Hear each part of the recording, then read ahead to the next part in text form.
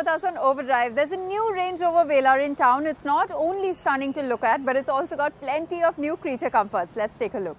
Set your eyes on a Range Rover and you immediately get that traditional sense of luxury, but in a crisp, minimalistic form. Now the full-size Range Rovers take this up to a whole new level these days, but it all started with this, the Range Rover Velar. So with how well sorted the styling was to begin with, Land Rover hasn't had much to do with this update to keep the Range Rover Velar feeling fresh. You get new pixel LED lighting in the front and a slightly different grille pattern that adds a touch more modernity to the face. That being said, this clean swept look to the face that ties in with the unfussy bodywork still makes the Velar one of the more attractive SUVs out there. The new Range Rovers take this forward, but the Velar's best angle is still probably its side profile. The way the roof and bodywork converge at the end give it a sleekness that looks rich. The new color matched 20-inch wheels on this example do a great job of complementing this too. The rounded look to the rear carries on with the modern minimal theme and has been spruced up with sleeker new lighting. This again fits naturally into the existing styling while adding a touch more crispness to the overall look. Now the overall design of the dash hasn't changed, but the simple look of it and the smart play of materials and textures means that it still feels fresh, and that minimalistic approach that you find in Range Rovers, that's been taken to a whole new level with this Velar. You get a new steering wheel which fits into this whole wine red and grey theme very well. And then of course the instrument cluster screen, its basic outline has remained the same, but the sub menus and the general look of it and the resolution seems to have grown better. But what immediately catches your eye in this cabin is this center console. There's not a button inside, just a smooth flat layer of this textured wood here, and it really does stand out in this crowd of quite fussy cabins. Of course, you have this new gear lever, the new Range Rover and Land Rover gear lever, and it's as usual quite nice to use, functional and crisp. But the fallout of this is that every function is now in the screen. And while it is a crisp screen that works very well, it's of 11.4 inches size, which to be honest, considering the amount of functions in here, could have been slightly larger. Maybe the 13-inch one from the full-size Range Rover could have been brought down here. Even with the strong focus on style, practicality hasn't been lost on the Velar. The wireless charger is hidden away neatly behind the wood panel, and you have an ample amount of storage in the doors and in the deep central bin. Its split opening lets you maximize the space further. Boot space is good too at 552 litres since you get a full-size spare. The Range Rover Velar happens to be pretty well equipped too. You get 4-zone climate control, Meridian audio, a 20-way adjustable front seat and a PM 2.5 air filter. Now the Velar is still a Range Rover, which means that you will not be disappointed in the back seat of it. You get this really large panoramic sunroof to begin with a nice tint to it, and that brightens up this fairly dark cabin immediately. Although we would have liked sunshades, it's not bad news at all from here on. Now in terms of how comfortable it is, there's good headroom as you can see, although if you are about 6 feet tall that might be a bit of an issue with how the roof sort of comes in here.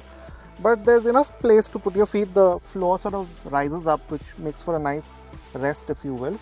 But what really sort of enhances the comfort is this powered recline function.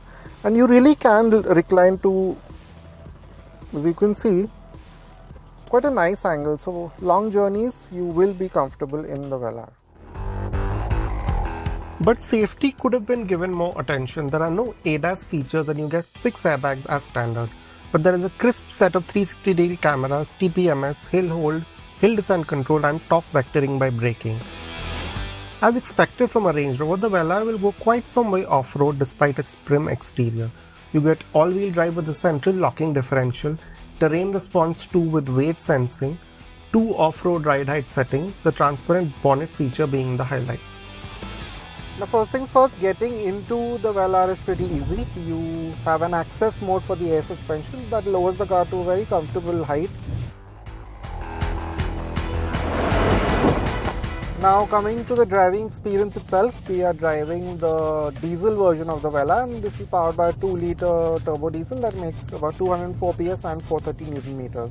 And it is a very refined engine and one that suits the Velar pretty well. When you are just starting out like we just did right now, it's a bit hesitant to be honest before the turbo fully spools up.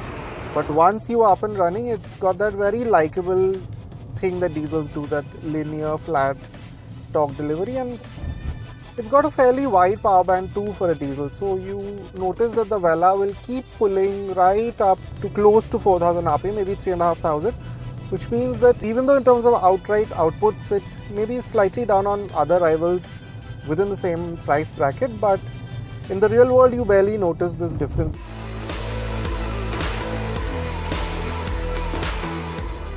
The 8-speed ZF gearbox also does its bit.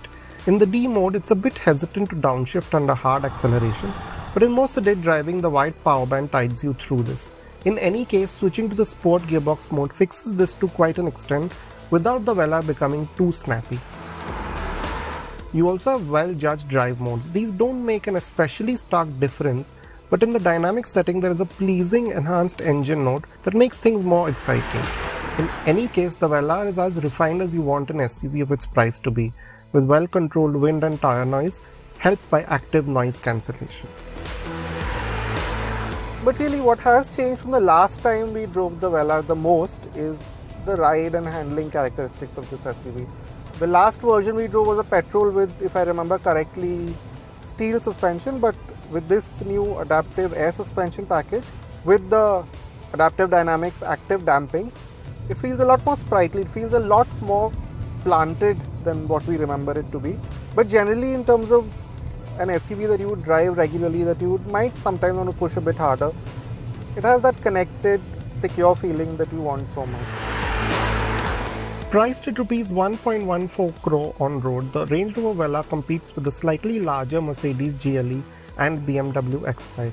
As the sales numbers show, this new model has carved out its own space in this price range, and it's not difficult to see why. You could ask for more space and performance, but you get the bragging rights of the Range Rover brand at a more accessible price, good features and driving dynamics, a stylish cabin, and that striking look. It's time for us to take our final break here on the show, but coming up on the other side, Nissan has given the Magnite a new variant. Stay with us, you're watching Overdrive.